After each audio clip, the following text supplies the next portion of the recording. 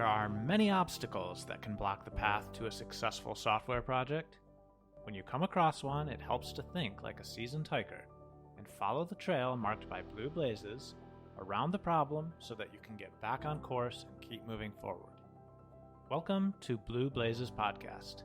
I'm your host for the journey, Jay Tower, and I'm a partner and principal consultant at Trailhead Technology Partners. In this series, we talk with industry experts who share their best tips for avoiding the pitfalls on the path to successful software projects. My guest on this episode of Blue Blazes is Carson Gross, a software developer, educator, and author with a passion for web development and hypermedia. Carson is the principal at Big Sky Software and teaches computer science at Montana State University. He's co-author of the book Hypermedia Systems, which explores building distributed applications with hypermedia using tools like htmx. In our conversation, we discuss his approach to creating flexible, scalable web applications through this simple but powerful htmx library. It's a fascinating conversation, and I'm excited to share it with you. Well, hello, Carson. Thanks for joining me. No problem. How are you doing today, Jay? Doing really well. Great to have you on the podcast. I'm really excited to talk to you about htmx. I get the impression from some of the content that I've seen you produce that you're maybe a little surprised or even maybe bemused by the attention that htmx has gotten in this last couple of years. But I wonder if you could maybe give me a little bit of a elevator pitch for what it is and why it is. Sure. So htmx is actually the second. It's the second version of a library that I created back in 2013. And you're right. I am surprised that it's gotten popular in the last year because it's been around in some form for over a decade now. And basically, what it is it's a JavaScript library. So it's for front end work and building web applications. But it's different than most JavaScript libraries in that the way you use it is by putting attributes on elements in HTML directly. And then those attributes drive AJAX requests with a server. And the server, rather than returning JSON, which is what most people are used to these days with AJAX requests, instead it returns HTML. And then that HTML is inserted into the DOM somewhere. And so what HTMX and Intercooler before it provided are a set of attributes that let you specify, okay, what event triggers the request and where do I place the resulting HTML that comes back, and a few other sort of things around that basic idea. And what I say about it is that it's really an extension of HTML. We're using JavaScript to extend HTML to make it more general so that any element can issue a request and any event can trigger a request, and that the response to the request can be placed anywhere in the DOM. So that's really the core idea there. And you're right, again, like it's been around for a decade, and certainly there were libraries that did something similar before Intercooler. PJAX is one I can think of that did something very similar earlier on, and there are jQuery functions that do a similar thing. Just in the last year, I think people have kind of got exhausted with the complexity of SPA frameworks for some things. I don't want to come across as negative entirely on a single page application frameworks like React and Vue and so forth. But for some things, it's probably overkill. And so I think HTMX has just gotten lucky and been in the right place in the right time to catch the sort of wave of people looking around like, what are our options here? And so HTMX just happened to be there, and a couple of thought leaders like the Primagen and Fireship Dev picked it up, and that really sort of boosted its profile, I think. Okay.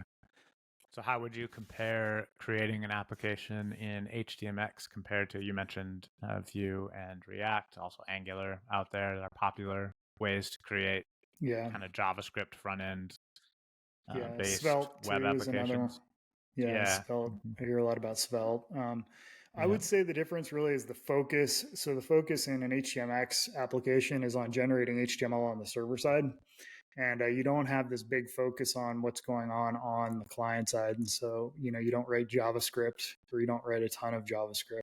So the focus really turns back to more of a server side oriented Mm. system. And so I would call it a hypermedia oriented system.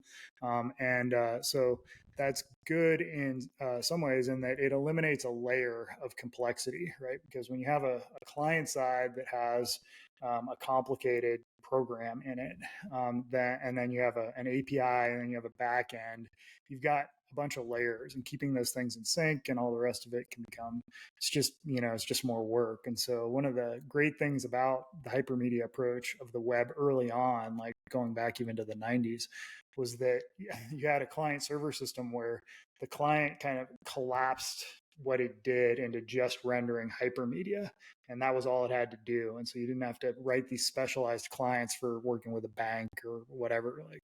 And so it really, a hypermedia oriented application built with HTMX can collapse that front end complexity, and then let you focus more of that complexity budget, which is a concept I talk about sometimes.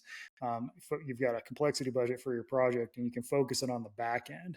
And that makes sense in projects where the majority of your value is coming from the back end. Now, hypermedia can be kind of clunky compared to what you can achieve with like a React or a Svelte or a Vue or whatever. And so you do sacrifice some dynamicism in the front end, but you get in exchange for that a lot of simplicity. And so that can be a good trade for some projects. I think a lot of business oriented applications, that's often a good trade, because you want Yeah. to really focus on what's going on the server. That's where you're adding most of your value. So you don't want to blow your complexity budget with a big front end application that you have to worry about. Right. So you mentioned this word hypermedia a couple of times, and this is Yeah. actually a pretty old term that's been around for a long time, but I feel like it's one that hasn't been used a lot more recently. So for Yeah. maybe people who've gotten into web development since it went out of style to talk about what Yeah. hypermedia, can you kind of define that a little bit? Yeah, hypermedia it was the original architecture of the web. Like the web was built around this idea of hypermedia. And what hypermedia is a media, obviously.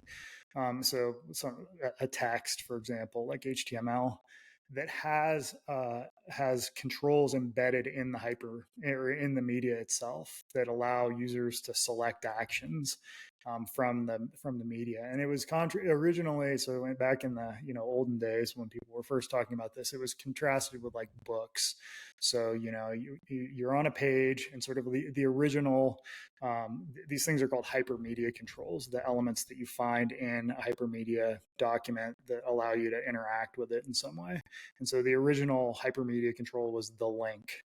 And so the ability to send down a page with links to a bunch of different pages, and the user clicks on it and selects that action from the media itself, was a really new and revolutionary idea. It was old, for sure. I mean, Ted Nelson was talking about this stuff back in the 60s, and there were demos of Mm-hmm. it back in the 60s, like the mother of all demos. If you want to look that up on YouTube, you can see it being demonstrated back in the 60s. So that's the idea, and the web was built on this idea. And so the web had links and then forms as the two primary hypermedia controls for defining interactions. In the first 10 years, say, of the web, that's what interactivity was on the web. And That was great. A lot of wealth was generated. A lot of very good applications were built that way, but it eventually started to show its age, and people moved to more and more JavaScript. It was originally called web service based apps, and then single page applications, and the reactive style applications started to come into being, because the original model of the web just had this clunky, like, full page refresh. Like, you'd click on a link or you'd submit a form, and you'd lose your scroll state and all this other stuff. And so that really pushed people, I think, over to the more JavaScript heavy way of building Mm-hmm. things, which is not hypermedia oriented. When you do that, you tend to use a JSON API, which is a fixed data format. It's not a hypermedia, usually. So hypermedia is just this interesting idea, and I had stumbled on this way of building hypermedia applications that were more dynamic. I found there's a function, jQuery, I forget what it's called. It might be get or something like that. But there was a function that let you just grab a URL and stick the HTML in the document. And I saw Mm-hmm. that and ended up building up kind of a function around it that let me do that based on various events. And I saw Angular 1, which used attributes, and kind of had this flash of insight that I'll use attributes to do all this stuff. And what I ended up with was a tool that basically took the ideas of HTML but expanded them. And with that, you can achieve more using the hypermedia approach. Not everything, you can't do everything you can do in React. You definitely have like some areas where you have to step back as far as like the interactivity that's available, but you can do a lot more with the hypermedia approach, and there's simplicity benefits associated with it. So is it fair to say that there's kind of this spectrum where on one side you can develop a full server side page refresh type of application. On the other Yeah, side, it kind of the pendulum swung, and on the other side of that spectrum now we're developing these kind of heavy front end JavaScript based applications that call out to get JSON and then kind of create HTML from that JSON. And yep. this is kind of right in the middle, saying like, what if we do a little bit best of both worlds approach? Is that a Yeah, fair yeah. assessment? Yeah, I think that's right. So it expands, what I say is it expands a set of applications that can be effectively addressed using hypermedia. And that approach is typically simpler Mm-hmm. than the more complicated, JavaScript based front end approaches. And so if your application falls into you know, that set of applications, then it can be really effective. So some people have used it very effectively. Some people have also had mixed experiences with it to negative experiences with it. So it's not perfect for everything. And I Mm-hmm. try to I've got some essays. If you go to the htmx.org website, there's a /essays page, and there's an essay up there called When to Use Hypermedia, where I try to give people objective things to look at and understand whether or not hypermedia will be effective for your particular problem. Yeah, that's a really helpful resource. Anyone who's looking to learn more about this, and one of the things I appreciate about that site is the way you use humor in there as well. There's a lot of kind of tongue in cheek, and Yeah. there's one article on there I read that it's not really till the end that you can tell for sure that it's making fun of hypermedia from sort of a humble, tongue in cheek kind of perspective. But I appreciate that. Yeah, there's an essay up there called HTMX sucks, and I go Right. through and I like kind of rag on all the problems associated with hypermedia, and it is tongue Sure. in cheek in places, but also a lot of those criticisms are perfectly valid. I don't Right. agree with them for most of the apps that I build, but I still think it's useful to have that perspective. People freak out when they see it, and I do. I've never been a very serious person, and I think that in software there's just trade-offs, and that's all it is. For sure. It's not all it is. Like, there's definitely better approaches for some problems versus others, so I Yep. don't want to say you can do whatever you want. Yeah. But I've just always preferred the like sort of honesty with humor. I feel like has worked pretty well for me. So Yeah. Yeah. Well, that's a really fun way to explain that, this is a trade off. There's a lot of websites you could go to for different frameworks that would make you believe that that framework is the best framework ever for right. everything. So that's fun to communicate that in a way that also is a little funny. So Yeah. you've mentioned simplicity a lot in some of Yeah. this conversation so far. And, on this podcast, we focus on things that can help professional software developers create software more predictably successfully. As you know, Right. a lot of software projects either go over budget or fail completely. And Yeah. it strikes me after doing it for many years that over complexity is one of the reasons for that. So, Yeah. do you think HTMX might help web developers solve one of these, or kind of go back to one of these first engineering principles that simpler is better? Yeah, I think so. I think there's another website I put up that again is it's humorous, or I hope it's funny anyway. It's called grugbrain.dev, and it kind of touches on some of these ideas of like how do you avoid over engineering. And and there's an example on the HTMX essays page of a company that took a React app and ported it to HTMX, and they ended up reducing their code base by like 60% and Hmm. all this other stuff that's like, just really big wins from a complexity standpoint. So it's a big focus of mine. I think we, as computer programmers, we make our living by abstractions. And so we are very prone to over abstracting things and being attracted to complicated solutions because they I don't want to say they make us feel smart, but because by saying no to them, Mm-hmm. we are afraid we might look dumb. That's one thing that's on the Grug Brain essay, is fear of looking dumb. And one thing I Mm-hmm. recommend culturally at companies is for senior engineers who have credibility in the organization, for them to very often, like if something's too complicated, to be like, look, I don't get this. Because younger developers in particular are very scared of admitting that. Like this is too complicated for what we're trying to achieve here. Mm-hmm. And so I feel like there's a book there somewhere that hopefully someday I'll be able to write on not just the sort of the technical solutions, but also the sociological solutions, or at least problems that come up in software development that sort of drive this tendency towards over engineering and allowing people who over engineer things to drive conversations. Mm-hmm. And so, I think that's because of that. I like sometimes I'm almost anti-intellectual in my like simplicity mantras, and I feel bad about that because it can come across as anti-intellectual at times. But I think that we have such a tendency towards the opposite, which is over engineering and over abstracting Mm-hmm. things as software engineers, that you have to lean against it. Yeah.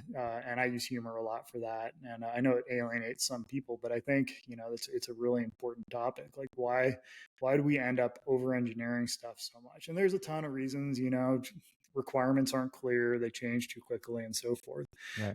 But I do think that over engineering is definitely one of the problems that you see with failed projects. Certainly in my career, in my experience, I've seen that. Well, we do need, you're right that that's kind of a human tendency. So we probably do need some prophets among us who are trying to push us in the other direction. At least court But jesters. yeah, yeah, that's right. But at least if the prophets are never very popular, so No. maybe that explains how The you're court feeling. jester was allowed to make fun of the king. He was the only one. That's He true. wouldn't get That's killed. true. So That's a good I've taken analogy. that. I've taken that lesson to heart.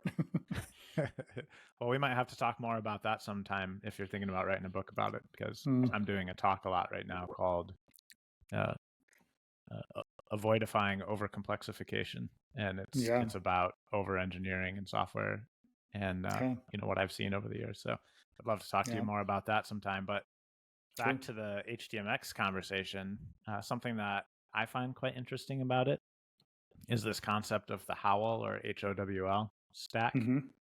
Could you describe that a little bit for the listeners so that they understand what that is? Yeah. So HOWL stands for hypermedia on whatever you'd like. And it's a joke, because obviously there's like the LAMP stack and all these different stacks that you can use to build software. And when I Yep. was building HTMX, I really wanted to focus on being indifferent towards whatever the backend was. As long as your backend can produce HTML, I don't care. And that's in contrast with using a library like React, where you're building a complicated front end in lots of JavaScript. So you're going to have lots of JavaScript code. And if you have lots of JavaScript code already, then why would you build the back end in anything else? Why wouldn't you use Node and JavaScript and so forth? And Mm-hmm. So I think that I don't think it's intentional, but when you adopt a single page application framework for your front end, you're putting a tremendous amount of pressure on your organization to adopt JavaScript on the back end. And I'm not a huge, I don't, what do I want to say? I appreciate JavaScript for what it is. I think it's a decent scripting language in the browser, but I wouldn't want to build a large, enterprise application in JavaScript. Maybe in TypeScript. I've never done so, so I don't have any strong opinions on it. But I also like other languages. Like I like the fact that there's Lisps out there and Haskells and all these different languages that are interesting. A lot of people love Python. I've written some Python. It's a pretty good language. And I just thought it was a shame that if you adopt these single page application frameworks, you feel this tremendous pressure to adopt JavaScript on the back end. You can, reuse code like validation code on both sides and all the rest of it. There's just a ton of reasons to end up moving 100% to JavaScript. And so with HTMX, one of the things that I really focus on, or I have focused on, is that it works with anything. And so if you're a Go programmer and you want to do web development, this can work for you. If you're a Java programmer and you want to do web development, this approach can work for you. Like there's a small but passionate Pascal community that's using HTMX, and I think that's great. Mm-hmm. Like I'm never going to write any Pascal. It's a good language. I don't dislike it, but I'm probably just not going to use it. But I prefer that. I prefer the like in the early internet, there was this diversity of programming languages and cultures around all these different programming languages. You got Ruby Mm-hmm. and PHP and just all these different things, and I like that. And so that's something about HTMX that I think is good. Is it allows all of those communities to build web applications and participate in modern web development. Maybe not for every application that's out there, but for a lot of them. And still, create effective and what feel like modern web applications in their preferred server language. Yeah. Yeah, that's really powerful, especially in this era, like you said, where everyone feels like they're being pushed to do JavaScript Yeah. on the back end. Yep. Let's say someone has, gotten this far in the conversation and they have now decided they want to give HTMX a try. What Sure.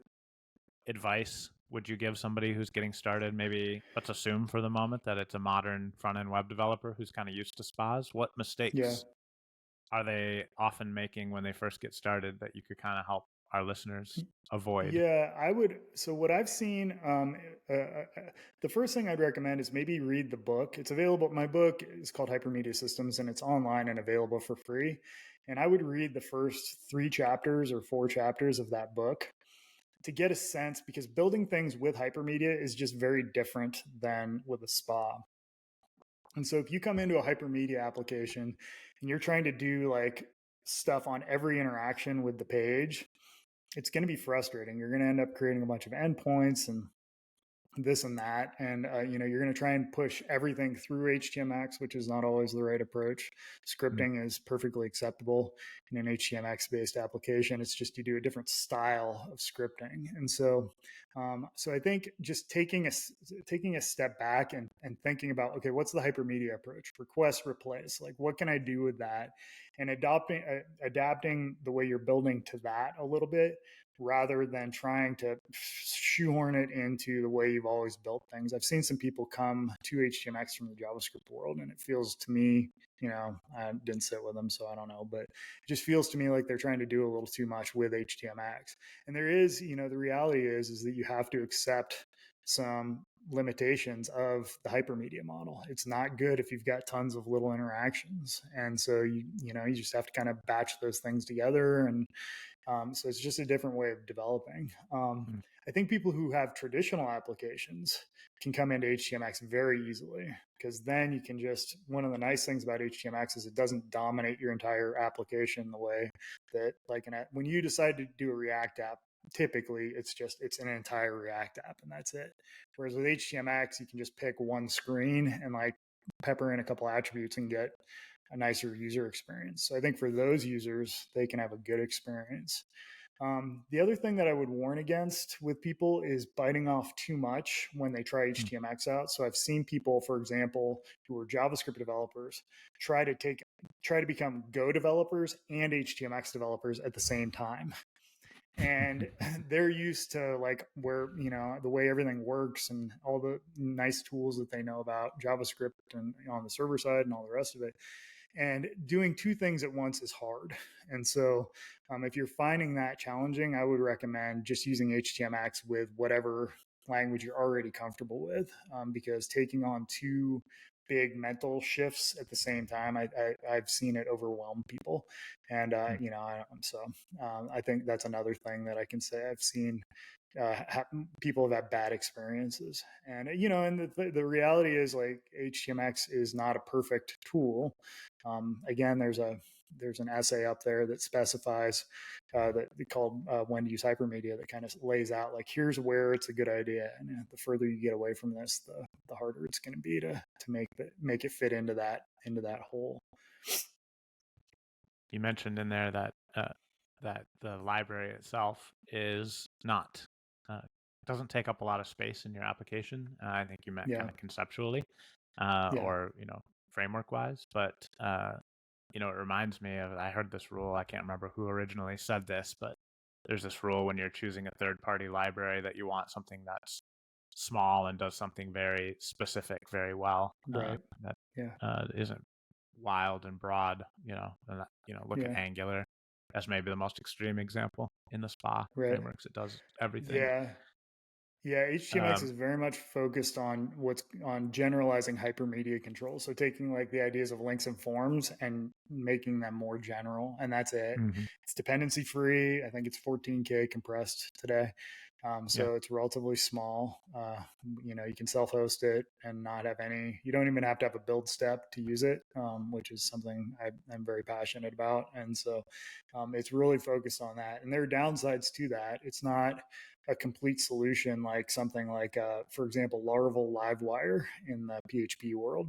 Um, that gives you, like, it's a much more complete system, whereas people sometimes complain with HTMX, like, I have to do all this stuff, and it's like, yeah, because it's just generalizing hypermedia controls.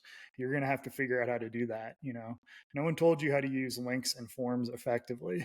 Like, you just had to figure it out. They did what they did, and you came up with the patterns to make them work effectively. And Mhm. similarly with HTMX, like, we have some examples on the /examples page, but I'm not going to tell you how to build your web app, because you could be building it in anything. I don't know what your backend technologies support, and so you got to figure it out a little bit, which I think is So some that's something that some people run into. They're used to sort of like a more, like, if you're used to Rails, for example, where it's just like everything's just there for you already, then right. HTMX can feel very raw. Yeah. Yeah, there's other frameworks like Rails or Angular that are a lot more opinionated than it seems Mm-hmm. like HTMX is. So if someone Yep. wanted to check out that book before they got started, they would find that at hypermedia.systems. Is that right? Hypermedia.systems, and it's available online for free. There's a hardcover version, which is pretty pricey on Amazon. There's a paperback, which is a little bit cheaper, and has a sweet cover. And then you can buy it on Kindle, or there's an ebook too. And then I also uploaded it to LibGen, whatever the pirate site is for books. So if you want to go find it there, or you can clone it on GitHub and build a PDF or whatever. So there's a lot of Nice. options for finding it. Well, we already at the beginning talked about how so far the way that this whole thing has unfolded has been maybe surprising to you. But I'm Yeah. curious, what are your hopes for the future of HTMX? How do you see it evolving in the future?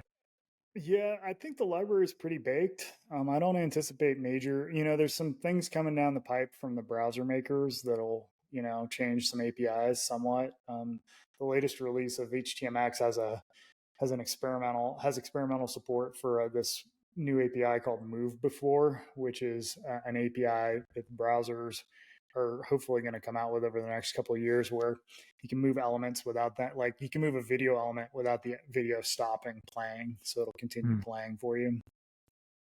So as things like that come down the pipe, there will be some tweaks to it, but it's pretty stable.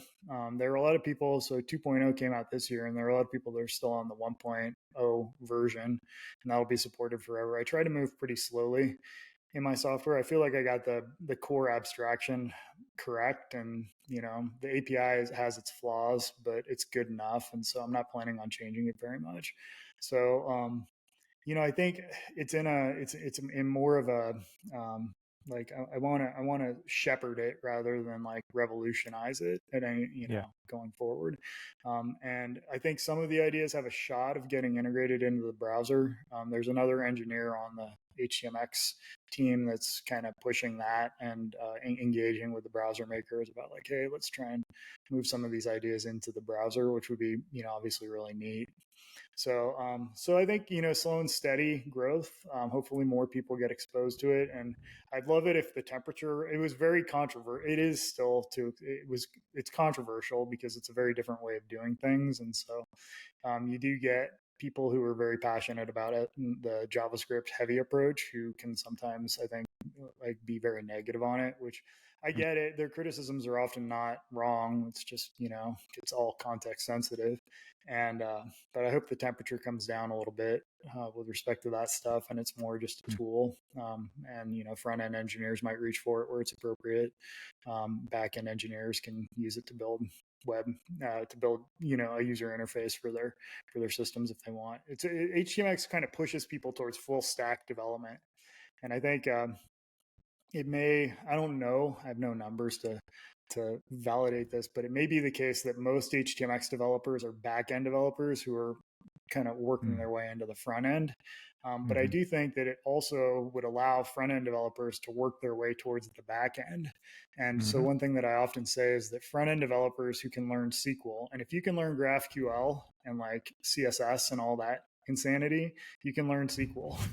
And then, so a front end developer can become a full stack developer, in my mind, almost easier than a back end developer can become a full stack developer, because learning front end, like especially CSS and just all that insanity, is difficult. And learning SQL, I think, is easier. Maybe I'm just used to it because I've done it forever, but that's been my experience. And so I think it'll sort of push people towards this sort of more full stack sort of paradigm, which is good because it eliminates. So not only have we eliminated a technical layer, but we've also eliminated an organizational layer. So a user or a developer can have full ownership over a particular feature, and then you don't have the back and forth between a front end team arguing with a back end team over an API or something like that. That's one really neat advantage of the hypermedia approach, is that you can eliminate that organizational issue. I love it. That sounds like very humble and realistic goals for HTMX. Yeah. That's great. Yeah. Okay. Don't break it. So, yeah, exactly. Yeah, I think breaking changes and massive new features doesn't seem like it would be the ethos of the library. No. So I like to end each conversation with a question about other guests or topics that would be useful on this theme of making software more predictably successful. So do you have anything in mind for that? Yeah, I was going to recommend a book. So there's a book called A Philosophy of Software Design by a guy named John Osterhout, he's a professor at Stanford University, and he's written a bunch of really useful software, and so he's kind of unique in that regard, that he's an academic, but he also has like contributed a lot of sort of fundamental software to the world. And he has been teaching a class on software engineering, and the book he wrote to sort of like wrap up his experience over life is called A Philosophy of Software Design. And so I think that's a really good book. It's pretty short. I think, how many pages is it? 190 pages, it looks like. And it's well worth reading for people who want, sort of someone who's obviously a very good software developer and has seen a lot of software in his life, their thoughts. And there's some unorthodox stuff in there. For example, he really recommends prototyping early on in software development, and not necessarily sort of what you'll often get from at least from the software consulting world, is like test first development and so forth. And I agree with that. You can read grugbrain.dev, which is kind of a very lowbrow take on that book. But there are ideas from that book to be found in grugbrain.dev. But I think that book would be an excellent thing for anyone who's interested in sort of how to build software effectively to pick up. Okay, great recommendation. Maybe I can see if he'd be willing to talk on the podcast. He might. Awesome. I did a podcast with him, and then it never got posted. And it was like talking with Michael Jordan, and then it never gets posted. Like, oh man, I got to email that guy and find out if he's ever going to post it. Maybe he was too embarrassed by what I said. Maybe. Well, Carson, this has been a really fun conversation and really informative. Thanks for taking the time to walk us through HTMX and some of the Yeah, history of it. yeah, And absolutely. Thank you for having thanks me so on. much. Yeah, thanks so much for being on. Yep. Cheers. That's the end of this Blue Blazes podcast. If you're interested in hearing more conversations like this one with industry experts focused on how to make software projects more predictably successful, make sure to subscribe. Trailhead can be found online at trailheadtechnology.com, on Twitter, LinkedIn, and Facebook. Until next time, thanks for listening.